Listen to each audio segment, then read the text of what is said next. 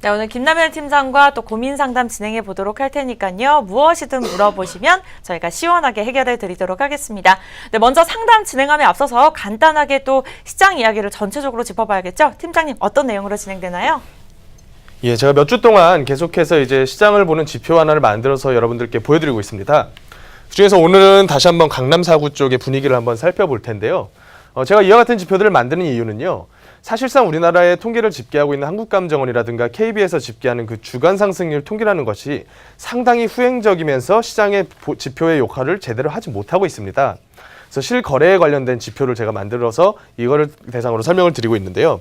최근 분위기를 보시면 계속해서 상승 기조를 유지해 나가던 강남 4구의 상승세가 둔화해서 하락 쪽으로 접어들고 있는 모습을 보이고 있습니다. 장기간의 이평선을 깨고서 이제 밑으로 내려가는 그런 모습을 보이고 있는데요. 사실상 당장의 매매가가 움직이는 형태로 가기는 힘들 겁니다. 다만 이제 물건을 많이 쥐고 계신 분들, 고가의 아파트를 소유하고 계신 분들의 입장에서 고정비용이 늘어난 효과에 대해서 제가 계속해서 말씀을 드려오고 있는데요. 이와 같은 효과는 절대적으로 물건을 쥐고 있는 분들에게 불리하게 돌아가지 돈을 쥐고 있으신 분들에게 불리하게 돌아가는 형국이 아닙니다. 그렇기 때문에 조금씩 시장의 피로감을 느끼시기 시작하면서부터 급매물이 나오기 시작을 할 거고요. 특히나 지금 같은 경우는 송파 강동 일대에 급매물이 많이 나오고 있습니다. 생각보다 많이 가격이 다운돼서 급매물이 나오고 있는데요. 이와 같은 급매물들 관련해서 이제 전체 시세가 조정이 되기 시작을 하겠고요. 그 다음 순서로 전체 분위기가 가라앉으면서 전반적인 하락 추세로 장기간 동안 돌입을 하게 될 가능성이 굉장히 크다. 그래서 10년 전인 2008년도의 분위기가 굉장히 유사한데 지금은 이제 경제적인 여건이 그때 당시의 경제적인 여건보다 더 안 좋은 형태로 가고 있습니다. 그와 관련된 뉴스들 한번 살펴보실 텐데요. 중국 관련된 뉴스를 한번 보실게요. 최근 몇 달 동안 이제 미국과 중국 간의 무역 전쟁이다, 뭐 환율 전쟁이다 이런 전쟁 관련된 얘기들이 굉장히 많이 나오고 있는데요. 사실상 승자는 중국이라고 보기는 힘들겠죠. 아직까지 이제 전 세계적인 패권을 지니고 있는 미국, 그리고 미국이 사용하는 달러, 이 달러가 절대적인 승자가 될 가능성이 굉장히 큽니다. 그래서 미국 같은 경우 금리 인상을 올해 2차례 추가적으로 하겠다. 내년에 4차례를 인상을 하겠다라는 이제 발표를 했는데요. 중국 같은 경우에는 이제 경제적인 여건 자체가 성장폭이 굉장히 많이 둔화가 되고 있습니다. 이와 맞춰서 이제 중국 증시마저도 하락으로 부진을 이어가고 있다. 이와 같은 뉴스가 나오고 있는데요. 금리 인하로 가야 될 경제적인 여건임에도 불구하고 전 세계적으로 미국을 따라서 금리를 인상하는 추세를 가고 있습니다. 그렇기 때문에 금리를 건들기보다는 지준율을 인하해서 이제 경제의 유동성을 조금 더 확보를 해보겠다라는 움직임을 보이고 있는데요. 사실상 효과는 미미할 것이라는 게 제 예상이고요. 중국 경제는 앞으로도 계속해서 부진을 이어갈 것이다 라고 일반적으로들 예측을 하고 있습니다. 또 이와 관련해서 우리나라에서는 내년에 최저임금 인상안이 또 한 번 인상안이 공개가 됐습니다. 8,300원 정도 수준에서 10,000원까지는 못 가고요. 그 정도 수준에서 인상안이 이제 확정이 됐는데 이와 같은 거가 맞물려서 소상공인, 편의점주 등이 최저임금 불복종 운동을 하겠다. 그리고 주유수당, 4대 보험, 퇴직금 등 부수적인 비용이 이러한 소상공인들을 굉장히 압박을 하고 있습니다.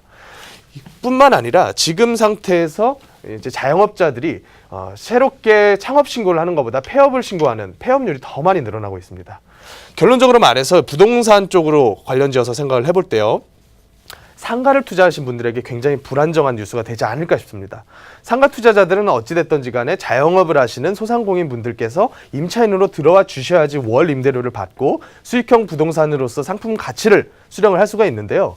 이와 같은 뉴스들이 계속되다 보면 비싼 가격에 분양가를 책정을 한 상황에서 제대로 된 월세를 받지 못한다면 내 수입과 직결이 되는 그런 효과를 굉장히 부정적인 효과를 낳지 않을까 하는 게 제 예상입니다.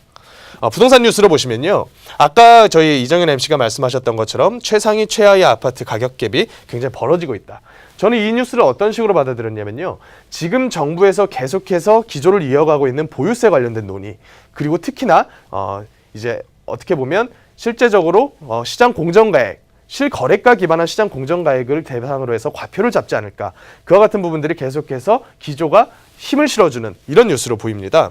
그래서 종부세 같은 경우 종부세 강화 기조에 힘을 싣는 뉴스로 저는 파악을 하고 있고요.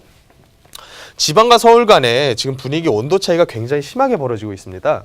사실상 서울도 거래 절벽이 옴에 따라서 청약시장 하나만 아직까지는 그래도 유지를 하고 있고요. 그 이외의 것들은 전부 다 매물이 굉장히 많이 나와 있는 상태에서 거래가 절벽이 와버렸습니다. 이와 같은 상황은 절대적으로 가격 하락의 시그널로 보시면 되겠고요. 지방은 여기서 한 발 더 나간 상황입니다.